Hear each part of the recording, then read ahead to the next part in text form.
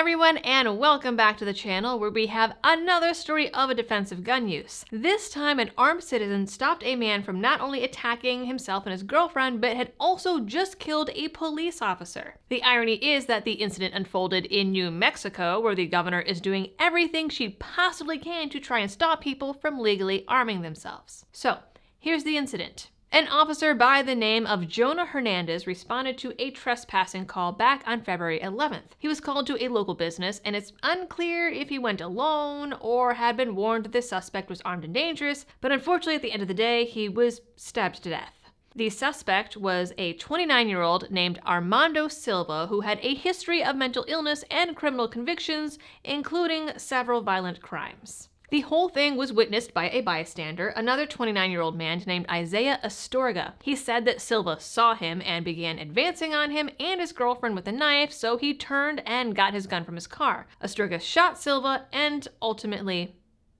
he passed away.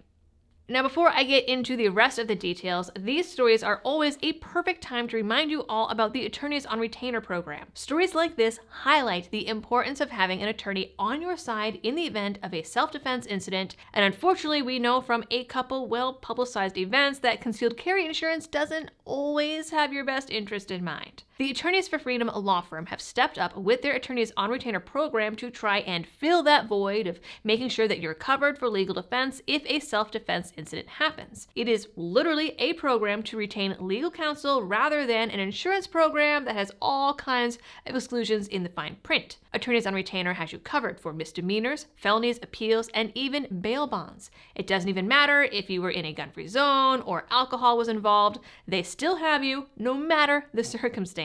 Unlike insurance companies, their only requirements are that the incident happened after purchasing coverage and that you reasonably acted in good faith.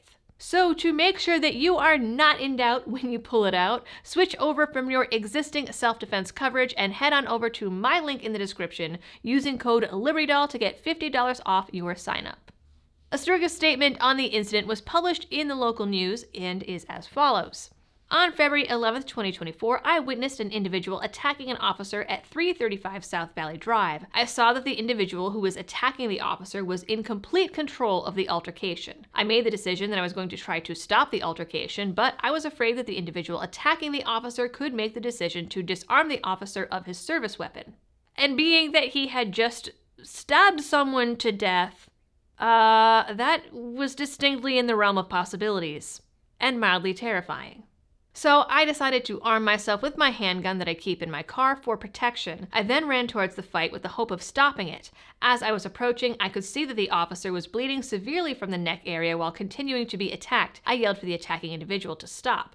However, in a threatening manner, the individual who attacked the officer turned and advanced towards me. Due to the severe bleeding from the officer, I knew that the individual approaching me had a weapon. Fearing for my life, my girlfriend's life, and the officer's life, I fired my handgun. When I felt that it was safe to do so, I tried my best to aid the injured officer. A good citizen who partially witnessed these events helped me to try to control the situation and radioed to dispatch the events that had happened.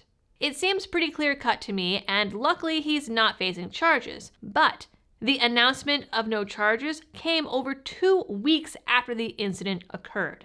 I don't know how long it typically takes to investigate something like this. I have seen cases in the news where the sheriff or the officer on the spot clears the gun owner of any charges, any wrongdoing, because the case was so obvious. Seeing as this one also involved a downed officer, I would have thought that the decision would have come a little faster, but maybe not.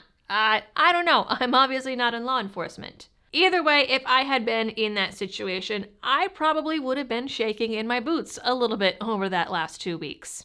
The good thing here is that he's one of the lucky ones, as something like this could have gone sideways really quick in a state like, say, Massachusetts or New York. In many places across the country, this guy might have been nailed to the wall. He could have been hit for using force or keeping a gun in his car or any other number of stupid, idiotic things. The possibilities are almost endless, especially in Massachusetts, for example, where self-defense is basically illegal. If he lived in Massachusetts, he'd probably be charged with murder right now. And I definitely do not miss living in that terrible state. Especially as at the time, I had only carry insurance, and typically their fine print says that they won't cover anything that could be deemed a criminal act. And in Massachusetts, it's all considered criminal. No one ever wants to find themselves in a situation like this, and it definitely is a traumatic event. Luckily, he came out of it the other side okay, at least physically, legally, and hopefully nothing like that ever happens again. But at the end of the day, it is the good guys with a gun that stop the bad guys with a gun, and this is just another example. That is it for this video, guys. My heart goes out to all of the families involved. You guys know the drill for all of the algorithm things, and as always, thanks for tuning in, and happy shooting.